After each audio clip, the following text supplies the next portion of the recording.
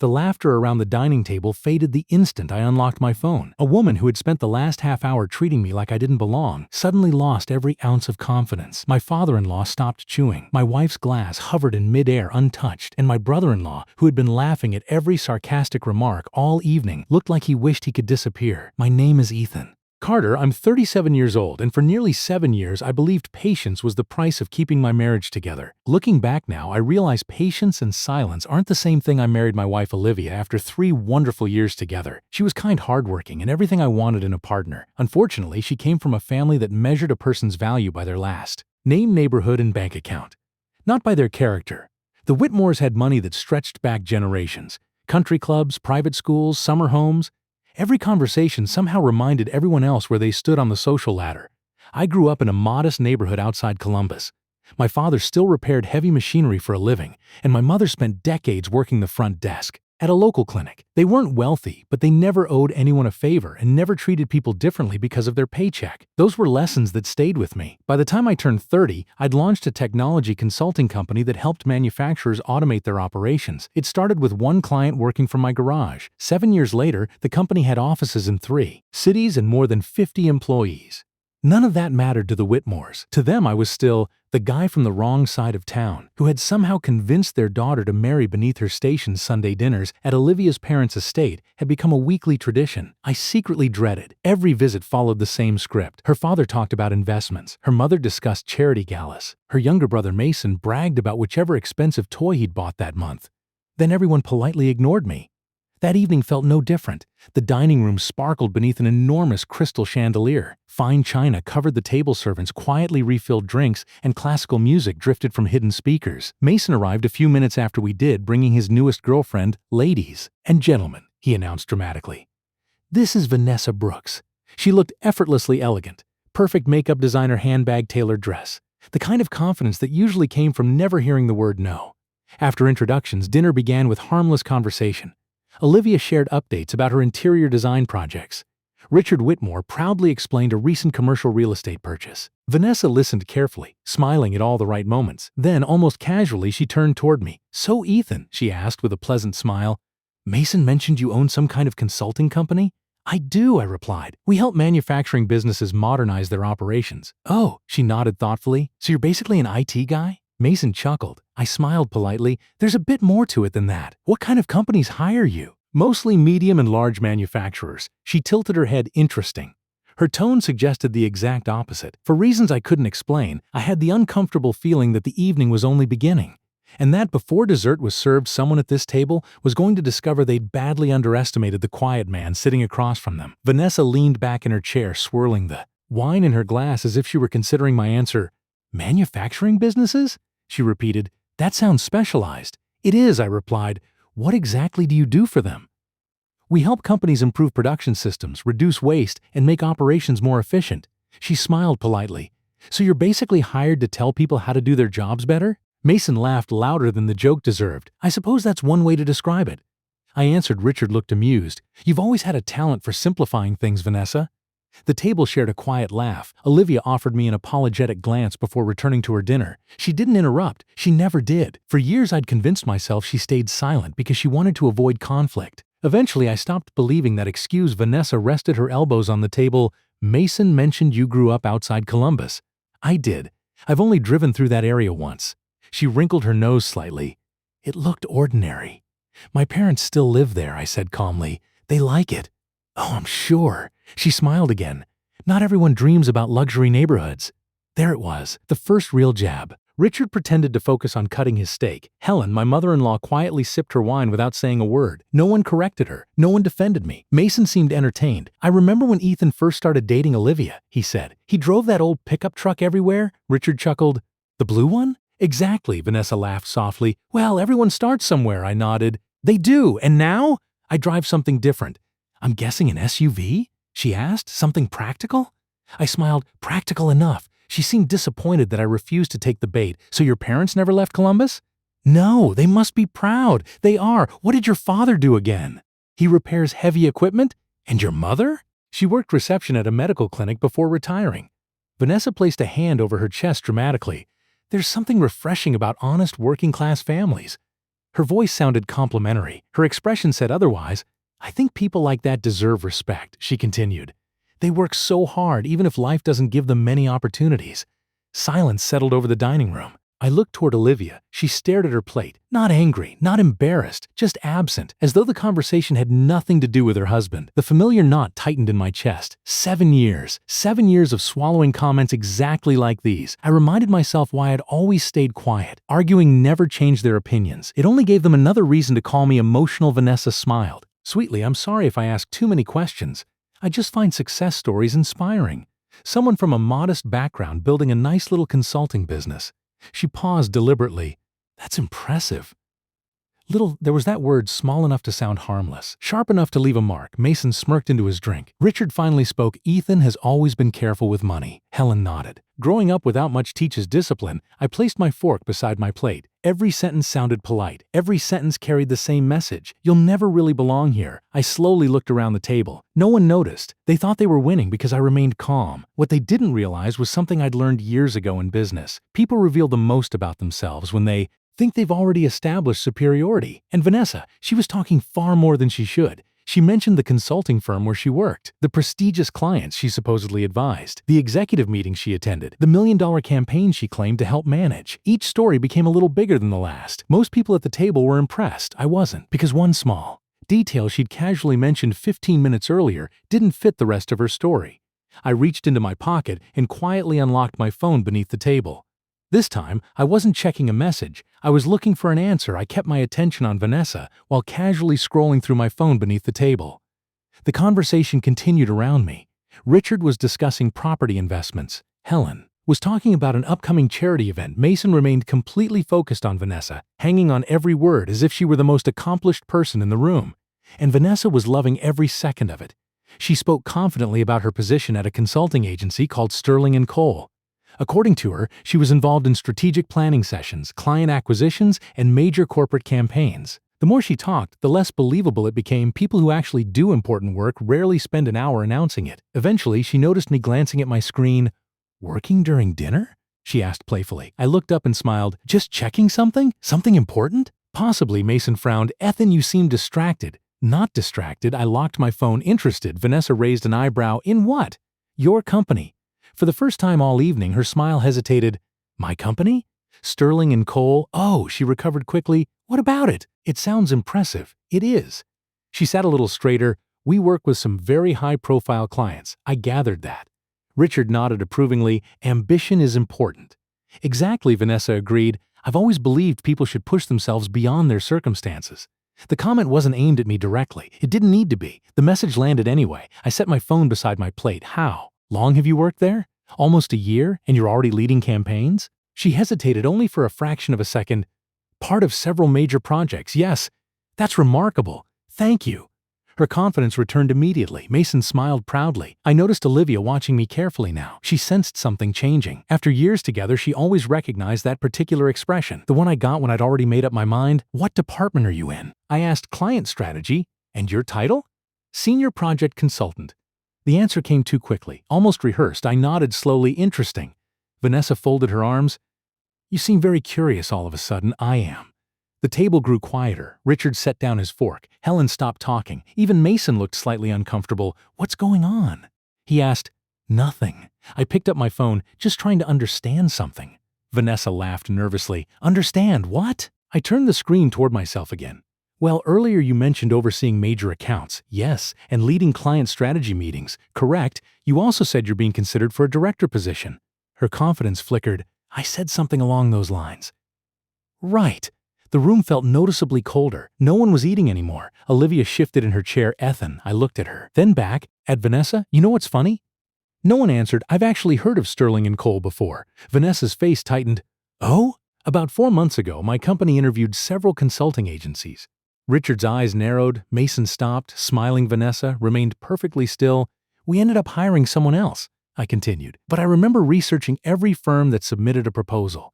The silence was becoming uncomfortable. Vanessa reached for her wine glass. Her hand wasn't quite steady anymore. "And?" she asked. "And while looking them up tonight, I noticed something that doesn't quite match." Nobody spoke. I slowly placed the phone on the table, face up, the screen glowing between us. Vanessa stared at it. Then her expression changed. Not dramatically, just enough. The kind of reaction people have when they suddenly realize the conversation is no longer going the way they expected. For the first time all evening, she looked nervous, and that told me everything I needed to know. I leaned back in my chair. "Vanessa," I said calmly. "Before we continue," I glanced at the information displayed on my screen. "Are you absolutely sure you want everyone here to keep talking about your career?" Vanessa forced a small laugh. "I don't know why you're asking me that. I was just curious," I replied evenly. She folded her arms across her chest. "Curious enough to research me during dinner?" "I research businesses for a living." Richard finally broke the silence. "Ethan, I think you're taking this a little too seriously." Maybe I kept my eyes on Vanessa, but I prefer facts over assumptions. Mason leaned forward. "Just say whatever you're trying to say." I nodded. "Fair enough." I tapped my phone once. When my company was searching for a consulting partner earlier this year, Sterling and Cole submitted a proposal. Vanessa's expression stiffened. "I remember their leadership team, their departments, and most of the people assigned to client-facing roles." She quickly interrupted. "It's a large company." "It is. So obviously you wouldn't know everyone." "You're right." I smiled politely. "I wouldn't." Her shoulders relaxed ever so slightly. "But I know enough." The room had become uncomfortably quiet. Even the soft music drifting through the dining room suddenly seemed loud. "I also happen to know someone who works there." Vanessa's fingers tightened around her wine glass. "Oh? Daniel Brooks." Her eyes widened before she caught herself. "He's one of the operations directors." Richard looked between the two of us. "You actually know someone there?" "We've worked together on several projects." I picked up my phone again. When Vanessa mentioned Sterling and Cole tonight, I decided to send Daniel a quick message. Nobody moved. I simply asked whether a senior project consultant named Vanessa Brooks was leading major client accounts. Mason frowned. "You texted someone during dinner?" "I did? And?" I looked directly at Vanessa. "He replied 5 minutes ago." Color slowly drained from her face. She knew. Before I said another word, she already knew. Richard cleared his throat. "Well?" I placed my phone on the table where everyone could see it. I wasn't entirely wrong. Vanessa closed her eyes for the briefest moment. "There is a Vanessa Brooks." No one spoke, but I let the word hang in the air. "Daniel says she's a project coordinator." Mason blinked. "What?" "An administrative coordinator," I continued calmly. "She schedules meetings, organizes project files, and assists senior consultants." Vanessa stared at the table. "She's not a senior consultant." Richard looked confused. "Surely there's some mistake." I thought so too. So I asked again. I scrolled down the conversation. Daniel confirmed she isn't being considered for management either. The silence became almost unbearable. Helen slowly lowered her fork. Olivia looked from me to Vanessa. Without saying a word, Mason's voice came out quieter than before. "Vanessa." She didn't answer, so I continued, still keeping my voice calm. "For the last hour you've been questioning my career, minimizing my business, and making assumptions about my family, while pretending to hold a position you don't actually have." "I never." "You implied it." I didn't raise my voice. I didn't need to. "You spoke about executive meetings." She looked down.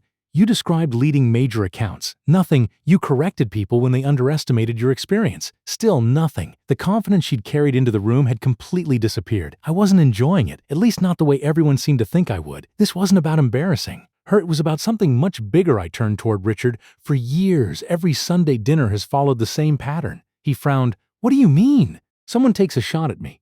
"No one." I gently raised my hand. "Please. For 7 years I've listened to jokes about where I grew up."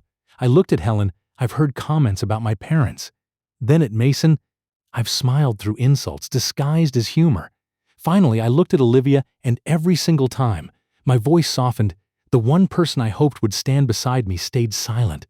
Olivia's eyes immediately filled with tears. No one at the table spoke. For the first time since I'd joined this family, they weren't looking down on me anymore. They were waiting to hear what I would say next. Richard broke the silence first. "I think you're making this into something much bigger than it is." His tone was calm, but I could hear the irritation underneath. "Vanessa may have exaggerated her job title," he continued. "People do that sometimes. There's no reason to embarrass her over it." I looked at him for a long moment. "That's interesting." "What is?" "When she spent the last 40 minutes belittling my career, nobody thought she was embarrassing me." Richard's jaw tightened. "She was only making conversation." "No," I shook my head. "She was measuring my worth." Helen set down her glass. "Ethan, I think everyone's had enough." "I haven't." The words came out quietly, but they carried enough weight to stop anyone from interrupting. I turned toward Vanessa. "You asked where I grew up." She nodded weakly. "You asked what my parents did." Another small nod. "You implied my business wasn't particularly successful." "I didn't mean." "You did." She looked away. And the entire time you expected me to accept it because you believed you were more accomplished than I was. Nobody defended her this time. The room felt completely different now. Mason finally spoke. Okay, maybe she got carried away. Maybe I leaned back in my chair, but something has been bothering me all evening. Richard sighed impatiently. What now? You've all spent years assuming you know exactly who I am. I reached for my water instead of my phone. You've decided I'm just a guy who got lucky. Helen folded her arms. No one said that. You never had to. I looked around the table. In 7 years, not one of you has ever asked how my company actually works. No response. You've never asked how many people we employ. Silence. You've never asked what. We've built. Mason stared down at his plate. Because none of that mattered. Richard frowned. Of course it mattered. Did it? I met his eyes. If it mattered, you would have asked at least once. The words landed harder than I expected. Even Richard couldn't answer immediately. I continued, my company started with one client. Today we manage operational systems for manufacturers in 6 different states. Helen blinked. We employ over 50 people. I paused. Families depend on those jobs. Vanessa slowly looked back at me. We've helped businesses avoid layoffs. We've helped factories stay open. We've helped companies expand instead of shutting their doors. The room had gone completely still. I don't say that to impress anyone. I glanced toward Richard. I say it because every one of those achievements came from the same background everyone here keeps treating like a disadvantage. No one interrupted. My father still fixes heavy equipment. My mother still calls every Sunday to make sure I've eaten. A small smile crossed my face. They've never once made someone feel small because of where they came from. Olivia quietly wiped away a tear. I noticed it. But I didn't stop. I spent years believing that if I worked harder, earned more, proved myself enough, eventually I'd be accepted into this family. I slowly shook my head. I was wrong. The silence that followed felt heavier than anything that had been said all night. Then Olivia spoke for the first time in several minutes. Ethan. Her voice cracked. I'm sorry. I looked at her. There was genuine regret in her eyes, maybe for the first time since we'd been married. But apologies become complicated when they're 7 years late. I took a slow breath. I'm glad you finally understand. She lowered her head, but understanding isn't the same as standing beside someone. No one at the table argued, because deep down, every person sitting there knew exactly what I meant. The silence lingered long after my words settled over the table. Richard cleared his throat and reached for his glass. I think emotions are getting the better of everyone, he said. Let's end this discussion and enjoy dinner. For years, that sentence had been enough to bury every uncomfortable conversation. Not this time. I looked at him calmly. That's always been the solution, hasn't it? He frowned. What do you mean? We ignore the disrespect, pretend nothing happened, and move on until next Sunday. No one answered. Helen shifted uneasily in her chair. Nobody intended to disrespect you. I gave a small smile. Intent doesn't erase impact. Vanessa finally spoke, her confidence completely gone. I owe you an apology. Everyone turned toward her. I made assumptions about you. She swallowed. I shouldn't have. Her voice was quiet enough that I almost didn't hear it. I was trying to impress everyone. Mason looked at her in disbelief. You never told me your title wasn't what you said. I didn't think it mattered. It mattered tonight, he replied. For the first time since arriving, the two of them weren't on the same side. I stood and adjusted my jacket. I appreciate the apology. Vanessa looked relieved. But this isn't really about you. She blinked. It isn't? You've only known me for an evening. I slowly turned toward the rest of the table. They've known me for 7 years. Richard's expression hardened. So now you're blaming us? I'm stating a fact. I looked at Helen. You've celebrated every promotion Mason ever received. She lowered her eyes. You've asked Olivia about every design project she's completed. Then I faced Richard. You've spent hours talking about your investments. He remained silent. But in 7 years, I paused. Neither of you has ever asked how my business was doing. The room fell quiet again. You know why? That hurts? No one answered because I kept hoping one day you'd see me as family. Olivia covered her mouth, trying to hold back tears. I never wanted your money. I looked directly at Richard. I never wanted your approval. Then at Helen. I only wanted basic respect. Neither of them could meet my eyes. I picked up my car keys from the table. I've spent years believing respect had to be earned. I slipped the keys into my pocket. My parents taught me something very different. Everyone watched as I prepared to leave. They taught me that every person deserves respect until they give you a reason not to. I smiled sadly. Somewhere along the way, I forgot that lesson. Olivia stood up quickly. Ethan, wait, I stopped, but didn't turn around. Please don't leave like this. I closed my eyes for a moment. I didn't come here planning to walk out.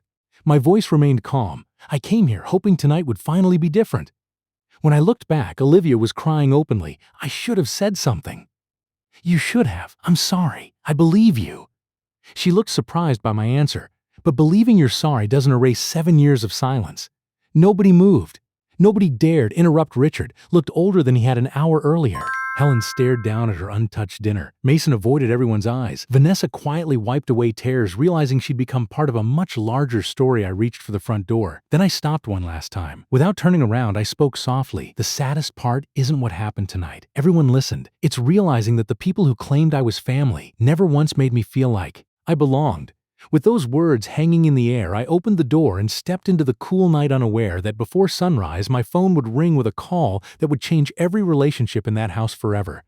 The drive home was silent, not because I had the radio turned off, because for the first time in years my mind wasn't replaying another family dinner wondering what I could have said differently. There was nothing left to say. When I pulled into the driveway, I stayed in the car for several minutes staring at the lights inside the house Olivia and I had shared since our 2nd year of marriage. It suddenly felt unfamiliar. I walked inside, loosened my tie, and poured myself a glass of water. My phone buzzed Olivia. I watched it ring until it stopped. A second later, another call came, then another finally. A text appeared. Please don't make any decisions tonight. We need to talk. I set the phone face down. For years, every serious conversation had ended the same way. Let's not argue. They're just being themselves. Can we talk about this tomorrow? Tomorrow had become 7 years. I wasn't interested anymore. An hour later, the front door opened quietly. Olivia stepped inside. Her mascara had run and she looked emotionally exhausted. She placed her purse on the counter without looking at me. They're furious, she whispered. I figured. My dad says you embarrassed everyone. I gave a tired smile. I think they embarrassed themselves. She didn't disagree. Instead, she slowly sat across from me at the kitchen table. I didn't know Vanessa was lying. I believe you. I didn't know she was insulting you on purpose either. I looked at her. Did you really not know? She hesitated, then lowered her eyes. I knew. Her voice almost disappeared. I just hoped it would stop. And if it didn't? She couldn't answer. That silence hurt more than anything that had happened during dinner. I kept waiting for you, I said quietly. Waiting for what? Waiting for you to tell them enough was enough. Tears rolled down her cheeks. I was afraid? Of me? No, she shook her head. Of upsetting my parents. I leaned back in my chair. And that, I said softly, is exactly why we're here. She buried her face in her hands. I love you. I know. I never wanted you to feel alone. But I did. Every Sunday, every holiday, every birthday dinner, every family gathering. She cried harder. I don't know how to fix this. I looked around the house we'd built together, the wedding photos, the vacations, the memories. For the first time, they felt like photographs from someone else's life. This isn't about fixing tonight. She looked up. It's about understanding that tonight wasn't an exception. It was the final chapter. Her face turned pale. What are you saying? I took a slow breath. I'm tired, Olivia. Tired of proving myself. Tired of pretending disrespect is normal. Tired of competing with your family's opinion of me. She reached across the table and grabbed my hand. I'll change. I'll stand up for you. I promise. I gently pulled my hand away. I've heard promises before. This time I mean it. I believe you do. She looked hopeful for the first time all evening, but the single word stole that hope away. People usually change after they realize what they've lost. A heavy silence settled between us. Just then my phone vibrated again. This time it wasn't Olivia's family. It was a message from someone whose name I hadn't expected to see. Daniel Brooks, the same executive I'd contacted earlier that evening. His message was short. Call me when you can. Something happened after you left dinner, and I think you should know. I stared at the screen for several seconds. Olivia noticed my expression. What is it? I looked up. I don't know yet. But whatever happened, I slipped the phone into my pocket. I have a feeling tonight isn't over. I stepped into my home office and closed the door behind me. Olivia remained in the kitchen, giving me the space I hadn't asked for, but desperately needed. I tapped Daniel's number. He answered almost immediately. Ethan, you said something happened. A deep sigh came through. The speaker, it did. His voice sounded unusually serious. I didn't think you'd want to hear about it from someone else. What happened? After you left, he paused. Vanessa admitted everything. I leaned against my desk. Everything? To Mason, to his parents, pretty much everyone. I frowned. I thought she only exaggerated her title. So did I. What else? Daniel lowered his voice. She'd been telling people she managed major corporate accounts. I figured. But it went further. How much further? She claimed she personally negotiated contracts she never even worked on. I closed my eyes. That's not good. It gets worse, Daniel continued. Someone from Mason's family mentioned your conversation to one of our partners. They contacted our HR department this evening. I rubbed my forehead and HR started asking questions. They found social media posts where Vanessa had been introducing herself as a senior consultant for months. I remained silent. Those posts reached actual clients. Daniel let the words settle, by tomorrow morning. There will almost certainly be an internal investigation. I exhaled slowly. I wasn't trying to get her fired.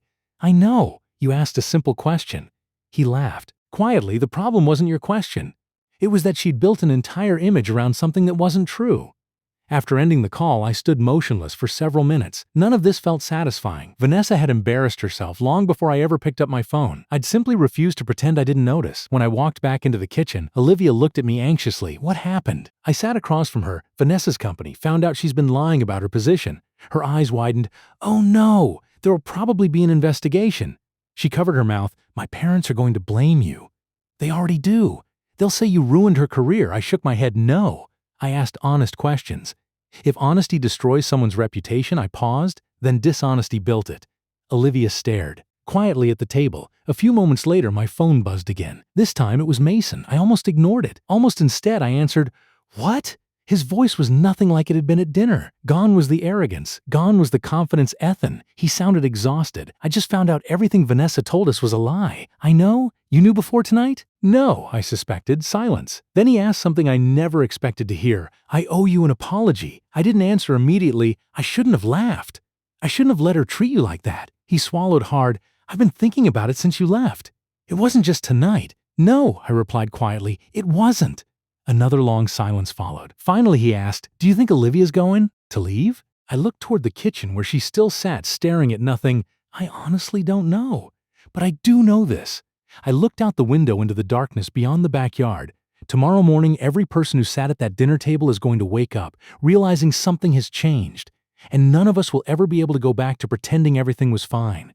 The next morning, I woke up before sunrise, not because I'd slept well, because my mind refused to stay quiet. The house felt strangely empty. Olivia had spent the night in the guest room. We hadn't argued. There simply wasn't anything left to argue about. I made a cup of coffee and opened my laptop, trying to lose myself in work. Mondays were usually packed with meetings, proposals, and client calls. Business had always been the one place where effort produced results. People either respected your work or they hired someone else. There were no family politics, no hidden expectations, just performance. My inbox was already filling with emails when another message appeared on my phone. Richard Whitmore. I stared at his name for several seconds before opening it. We need to talk. Come to my office at 10. Not please. Not can we meet? Just an instruction. I almost laughed. Even after everything that had happened, he still believed he could summon me like an employee. I typed a short reply.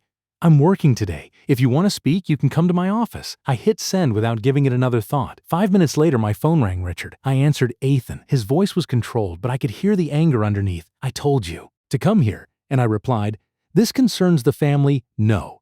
It concerns the way your family treats me. Silence. Finally, he spoke again. You're being stubborn. I've been patient. There's a difference. His breathing grew heavier. You embarrassed everyone yesterday. I defended myself. You publicly humiliated a guest. I exposed a lie. You could have handled it privately. I leaned back in my chair. Did anyone handle my humiliation privately during the last 7 years? Richard didn't answer. Instead, he changed the subject. Olivia barely slept. I didn't sleep much either. You've put her in an impossible position. I looked toward the hallway where the guest room door remained closed. No, you did. Another long pause. Ethan. His tone softened for the first time since I'd known him. I don't want this family falling apart. Those words almost made me smile, not because. They were funny because they came 7 years too late. I spent years trying to keep this family together. And every Sunday, someone handed me another reason to give up. He sighed, so what do you want? It was the first genuine question he'd ever asked me. Not about business, not about money, about me. I want honesty. I want respect. And I want people to stop pretending those things are optional. The line stayed quiet. Finally, Richard said, I'll come by your office this afternoon. You're welcome to. The call ended. A few moments later, Olivia walked into the kitchen. She looked exhausted. Was that Dad? Yes. What did he want? To tell me where I should be. And I declined. For the first time in days, a tiny smile appeared on her face. He won't like that. I know. She hesitated before speaking again. I've been thinking all night. I waited. I've spent so much time trying to keep peace between you and my family that I never realized I was sacrificing the wrong relationship. I looked at her carefully. There was no defensiveness left, only regret. I don't expect you to forgive me overnight, she said quietly, but I'd like the chance to earn your trust again. Before I could answer, my office manager called, "Ethan, there's someone here asking to see you." "Who is it?" She lowered her voice. "You might want to come downstairs." "Why?" "Because Mr. Richard Whitmore just walked into the lobby. And he says he isn't leaving until you agree to meet him." I stood outside my office for a moment, watching through the glass entrance. Richard Whitmore wasn't sitting. He was pacing. Every few seconds he checked his watch before looking toward the reception desk. My employees noticed him, but nobody seemed intimidated. They greeted him, politely offered him coffee, and then went back to work. That was one of the things I loved about this company. Titles meant very little here. Results meant everything. I walked through the front doors. "Good morning, Richard." He turned immediately. "There you are. I've been here all morning." His eyes swept across the office. "I have to admit, this isn't what I expected." "What were you expecting?" "A small operation," I smiled. "You've underestimated me before." He didn't respond. Instead, he followed me into a conference room overlooking the production floor where teams were reviewing client dashboards on large digital displays. Richard looked around carefully. "These are all your employees?" "They are. There are quite a few, 58 as of last month." He slowly nodded. "I didn't realize." "No, you never asked." For several seconds, neither of us spoke. Finally, Richard sat down. "I owe you an apology." The words sounded awkward coming from him. Almost rehearsed, I remained standing. "For what?" He frowned. "For Sunday. Only Sunday?" He looked away. "No." He rubbed his forehead before continuing. "For years." That answer surprised me. "I've been thinking about what you said." He sighed heavily. "When you asked if I'd ever shown interest in your business, I couldn't remember a single conversation." I said nothing. That bothered me. "It should." He accepted the comment without arguing. "I always assumed Olivia married someone ambitious, but I never stopped to learn who that man actually was." His voice carried something I had never heard before. Regret, real regret. "I judged you because of where you came from.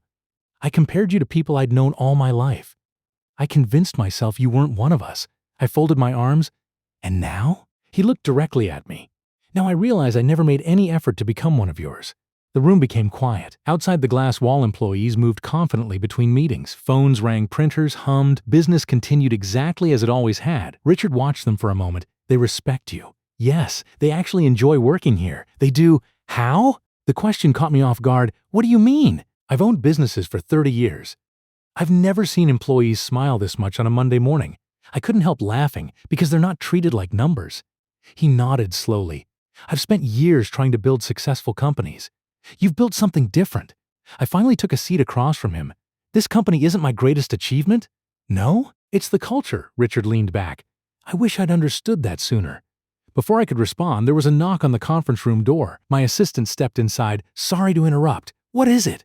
She smiled. "Our biggest client just arrived early." I checked my watch. "They're 30 minutes ahead of schedule." "They are." She hesitated before adding, "They've brought their entire executive team." I stood. "I'll be right there." As I gathered my notebook, Richard looked curious. "Who is it?" I smiled. "The manufacturing group I mentioned Sunday. The contract everyone assumed was just another small account." Richard watched through the glass as nearly a dozen executives in tailored suits stepped into the lobby, shaking hands with my employees. Their CEO spotted me immediately and walked over with a broad smile. "Ethan!" He greeted me like an old friend before turning toward Richard. "I hope we're not interrupting." Richard slowly stood, suddenly realizing he wasn't meeting the man he'd underestimated anymore. He was watching someone the business world clearly respected. And for the first time since I'd known him, he looked genuinely humbled. CEO walked over with a smile that instantly filled the room. "Ethan, good too. See you again." "It's good to see you too, Mark." We shook hands firmly. Behind him stood several executives from different departments, each carrying folders and laptops. Richard quietly stepped aside. He suddenly looked less like the commanding businessman I had known for years, and more like someone trying to understand a world he'd never bothered to explore. Mark noticed him. "I hope we didn't interrupt." "Not at all," I replied. "We were just finishing a conversation." Mark extended his hand. "I'm Mark Reynolds." Richard accepted it. "Richard Whitmore? The Whitmore Automotive Group?" Mark asked. Richard looked surprised. "Yes, I've heard of your dealerships." Richard smiled politely. "And I've heard impressive things about Ethan." Mark laughed. "So have we?" He turned toward me. "My operations team is still talking about the efficiency improvements your company implemented last quarter. They've already exceeded every projection."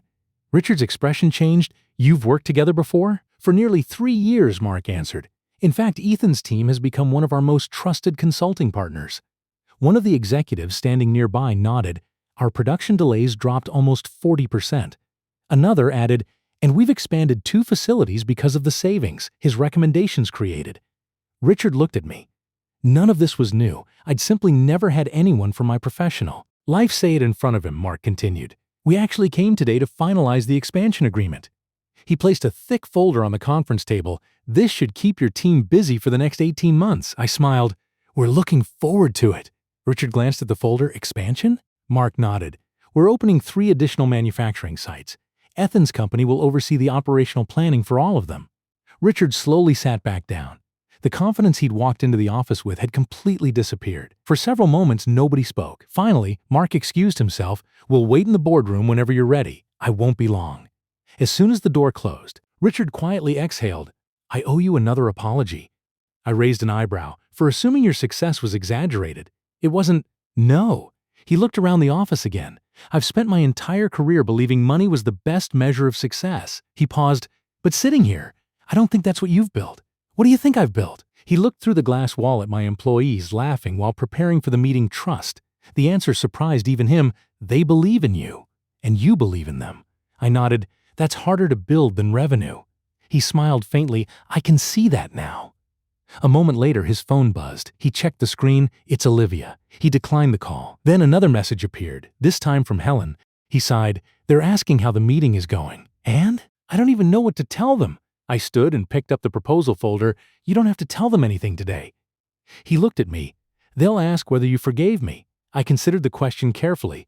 Forgiveness isn't something you ask for once. It's something you earn repeatedly.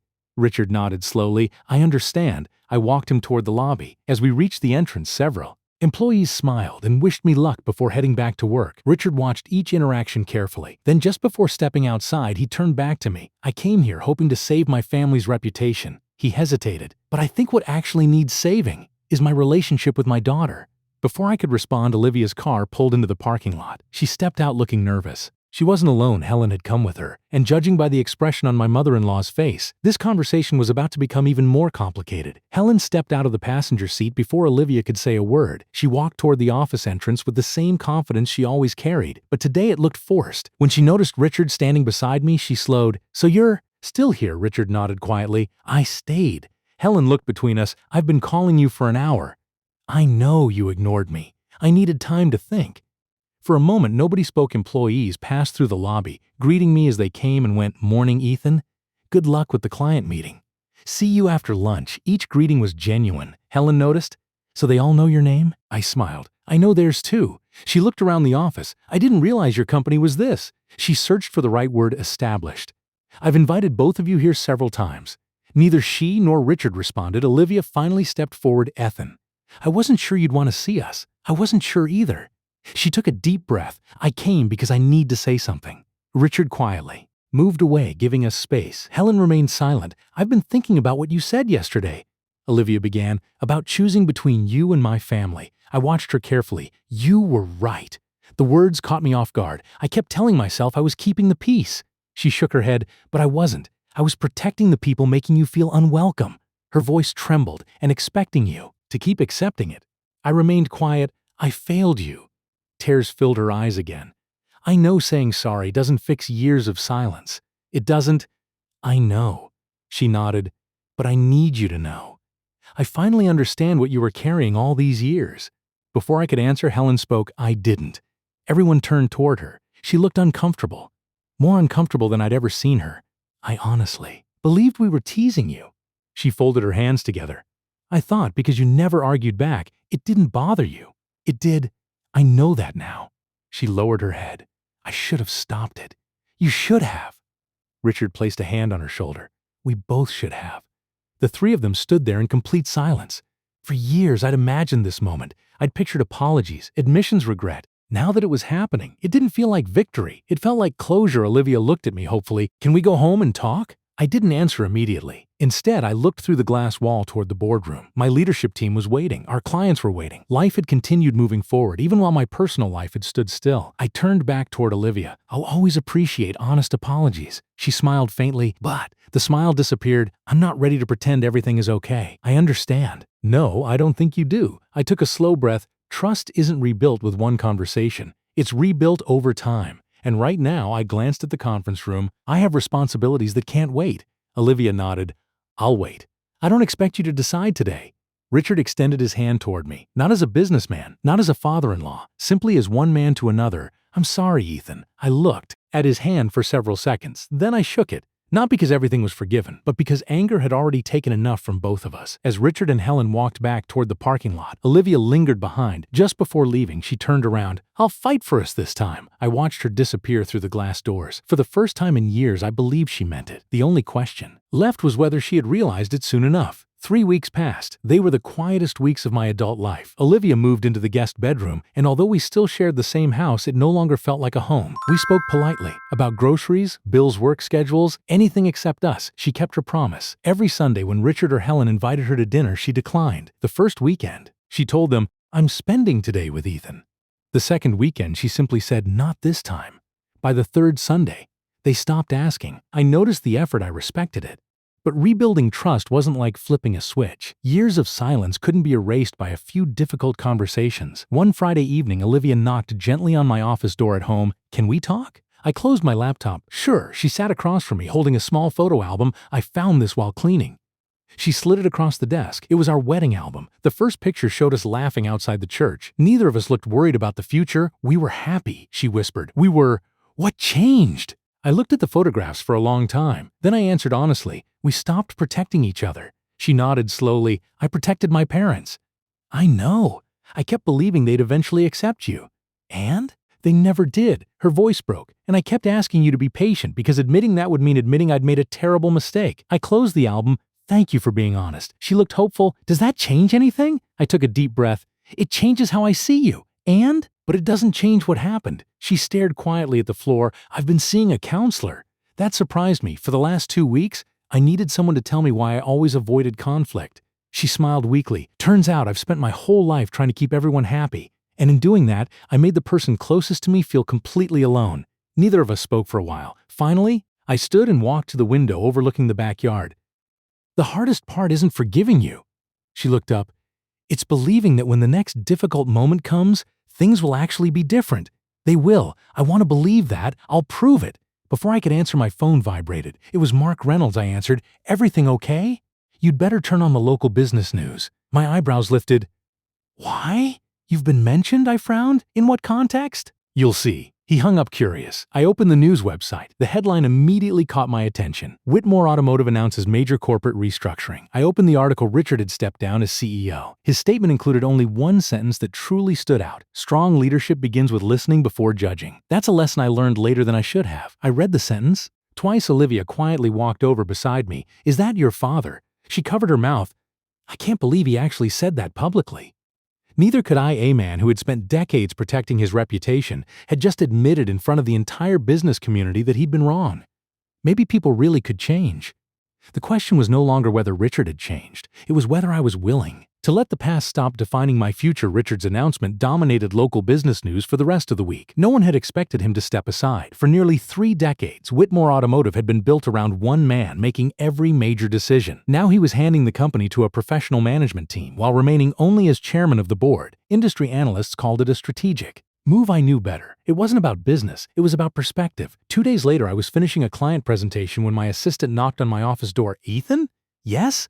"There's someone here asking if you have 5 minutes." "Who is it?" She smiled. "I think you'll want to see for yourself." I walked into the reception area. Richard was sitting quietly with 2 cups of coffee on the table beside him. This time he wasn't wearing one of his expensive tailored suits, just a simple navy jacket and jeans. He looked different, less intimidating, more approachable. He stood as I entered. "I wasn't sure you'd agree to see me. I have a few minutes." He handed me one of the coffees. "I remembered how you take it." I accepted it with a small nod. "Thank you." We sat near the window overlooking the parking lot. For several moments, neither of us spoke. Finally, Richard broke the silence. "I visited your parents yesterday." I looked up in surprise. "You did?" "I drove to Columbus." "What for?" "To apologize." I stared at him. "You apologized to my parents?" He nodded. "I spent years judging people I'd never taken the time to know. They welcomed me into their home anyway." A faint smile crossed his face. "Your father insisted on making coffee himself." I couldn't help smiling. That sounds like him. We talked for almost 3 hours. Richard looked out the window. He told me about the nights you worked after everyone else had gone to sleep.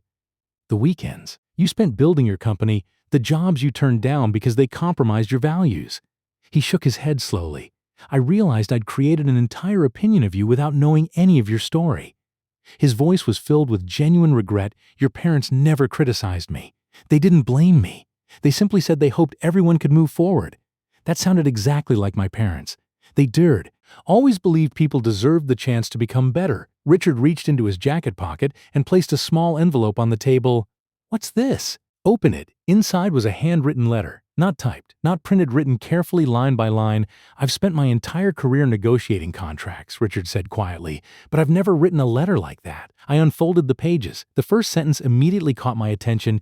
"Ethan, I'm sorry, it took me 7 years to see the man my daughter married." I looked back at him. "You didn't have to do this." "Yes." He smiled sadly. "I really did." Before I could respond, my phone vibrated. It was Olivia. "I just spoke to your mom." Another message followed. "She invited me over for dinner this Sunday." Then a third. "Not because I'm family, but because she said everyone deserves a second chance if they're willing to earn it." I stared at the screen. My parents hadn't forgotten what happened. They had simply chosen not to let bitterness decide the future. I folded Richard's letter carefully and slipped it back into the envelope. He watched me waiting, not for forgiveness, not anymore, just for an answer. I looked out the office window for a long moment before speaking. "Maybe," I said quietly. "It's finally time we all started acting like the family we should have been from the beginning." The following Sunday felt different before it even began. There was no invitation from the Whitmore estate, no formal dinner schedule, no expectation that everyone would gather around the same polished dining table and pretend everything was perfect. Instead, my parents had invited everyone to their home. When Olivia told me, I wasn't sure how to respond. "My mom really invited them?" I asked. She nodded. "She called me herself." "What did she say?" Olivia smiled. "She said, if people are serious about rebuilding a family, someone has to be willing to open the front door first."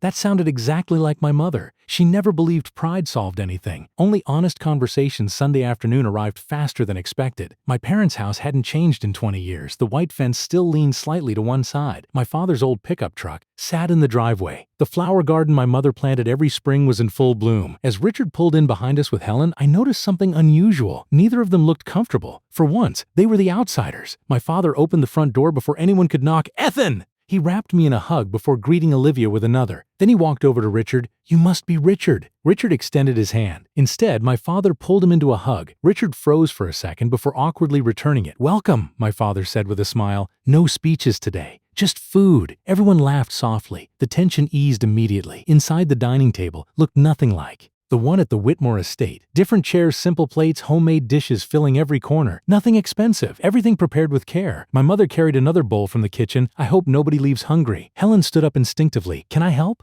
My mother smiled. "You certainly can." For the next 15 minutes, the two women worked together in the kitchen. Watching them laugh over something as simple as arranging serving dishes felt almost surreal. Richard quietly looked around the house. Family photographs covered the walls, pictures from birthdays, fishing trips, graduations, ordinary moments. Nothing had been staged. Everything had been lived. "I've spent years believing success looked different," Richard admitted quietly. My father sat beside him. "What does success look like now?" Richard watched my mother smiling in the kitchen while Olivia helped set the table. Then he looked toward me. "I think." He paused thoughtfully. "It looks like people wanting to come home." No one spoke. The answer didn't need anything added to it. Dinner was filled with stories. My father told embarrassing tales from my teenage years. My mother reminded everyone how I nearly burned down the garage trying to build my first invention. Even Richard laughed harder than I'd ever seen. There were no sarcastic comments, no comparisons, no one trying to prove they were more important than someone else. Just conversation, real conversation. As dessert was served, my father raised his glass. "I'd like to say something." The room became quiet. "I've learned that every family makes mistakes." He looked around the table. "The difference is whether those mistakes become walls or bridges." He smiled warmly. "I think today we've started building a bridge." I looked at Olivia. She reached for my hand beneath the table. This time I didn't pull away, because trust wasn't fully restored. Forgiveness wasn't complete, but for the first time in a very long time, the future felt bigger than the past.